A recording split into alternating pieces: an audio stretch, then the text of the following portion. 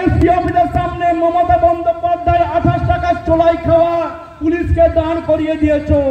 আজকে মুখ সম্মুখে লড়াই হবে। এসপি শুনে রাখো, আজ আজকে আমরা উপস্থিত হয়েছি বন্ধুগণ, সারা রাজ্য জুড়ে যেভাবে অপশাসন চলছে, যেভাবে পুলিশের অত্যাচার চলছে, পুরো জেলা জুড়ে সমস্ত বিজেপি কর্মীদের মিথ্যে মামলায় ফাঁসানো হচ্ছে, যুব কার্যকর্তাদের বিভিন্নভাবে ফাঁসানো হচ্ছে, তারই প্রতিবাদে এবং সর্বোপরি এখানকার এসপি দুর্দমান সরকার যেভাবে তোলাবাজি শুরু করেছে সারা জেলা জুড়ে, তারই প্রতিবাদে আজকে আমরা এসপি অফিস অভিযান করছি। বন্ধুগণ, আমাদের মধ্যে উপস্থিত আছেন আমাদের সম্মানীয় নেতা, আমাদের সাংসদ মাননীয় দিলীপ ঘোষ মহাশয়, উপস্থিত আছেন আমাদের জেলা সভাপতি সম্মানীয় সুদাম পণ্ডিত, তৎসহ সম্মানিত মঞ্চ।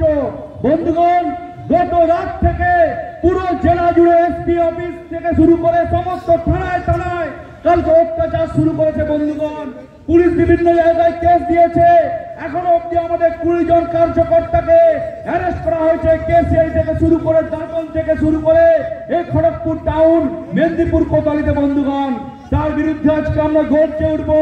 আমি একটা কথা পরিষ্কার করে এসপি কে বলছি, তোমাকে আগেও বলেছি যে মেদিনীপুরের মাটিকে তুমি এখনো চেনো না, চিনে নাও। তুমি যত তাড়াতাড়ি তুমি চিনবে তত তাড়াতাড়ি তোমার সুবিধা হবে। কি ভেবেছো এখানকার কার্যকর্তাবে থামাবে? একটা কথা কান খুলে শোনো, মোগলরাও আটকাতে পারেনি, ব্রিটিশ পুলিশ আটকাতে পারেনি।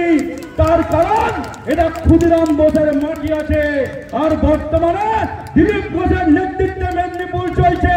তাই আমাদেরকে আটকানোর চেষ্টা করো না। আজকে আমরা তোমায় দেখাবো তোমার মাটির কত শক্তি, আর আমাদের মাটির কত শক্তি তোমাদের দেখাবো।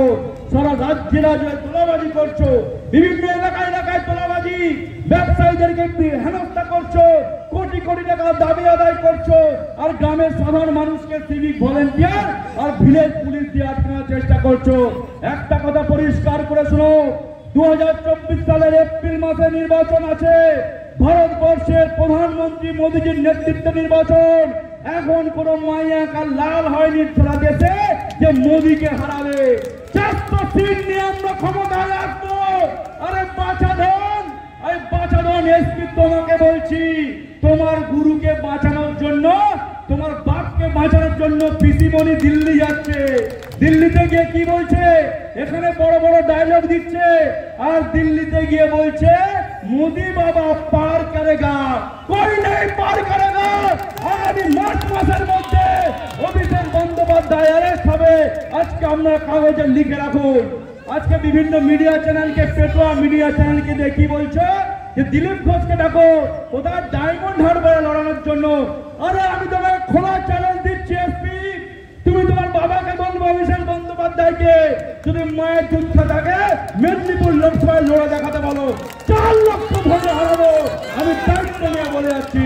বন্ধুগণ, আমার বক্তব্য দীর্ঘায়িত করবো না। আমাদের সম্মানীয় সাংসদ আছেন, তিনি বক্তব্য রাখবেন। বক্তব্য রাখার পরে সাংসদ দিলীপ ঘোষের নেতৃত্বে